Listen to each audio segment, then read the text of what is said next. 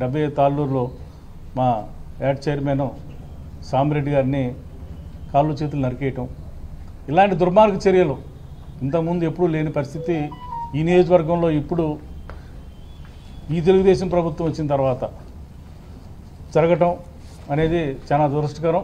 గతంలో కూడా తెలుగుదేశం అక్కడ కొమ్మలపాటి శ్రీధర్ గారు ఉన్నారు, కానీ ఇలాంటి గొడవలకు కానీ అలాంటి ఎంకరేజ్ చేయలేదు. మరి ఇప్పుడు వీళ్ళు వచ్చిన తర్వాత ఇంత దుర్మార్గంగా ఇంత మరి ఇదంతా తర్వాత ఇది శాస్త్రం అనుకుంటున్నారేమో. ఇంకా 4 సంవత్సరాలు ఉంది, 4 సంవత్సరాల తర్వాత కూడా మరి మీ గవర్నమెంట్ శాస్త్రంగా ఉంటుంది అనుకుంటున్నారేమో. వచ్చిన తర్వాత ఎవరు పగల వాళ్ళు తీర్చుకోవడానికి అవకాశం ఉంటుంది, అది గుర్తుపెట్టుకోండి. గ్రామాల్లో ఎంకరేజ్ చేసి ఇలాంటి ఇబ్బందులు పెడితే అది అందరూ కూడా గుర్తుపెట్టుకుంటారు. ఇంతకుముందు ఈ సంస్కృతి ఈ నియోజకవర్గంలో లేదు అసలు. మరి ఇప్పుడు ఇలాంటి చర్యలు పాల్పడుతున్నారు. ఒక గ్రామం నుంచి ఇప్పుడు ప్రత్యేకంగా ఒక ఖమ్మంపాడు నుంచి కొంతమంది ఒక దాదాపు 30-40 మంది వచ్చి ఈ దాడి చేయటం అనేది దుర్మార్గమైన చర్య. ఈ చర్యను మేము అందరం తీవ్రంగా ఖండిస్తున్నాం.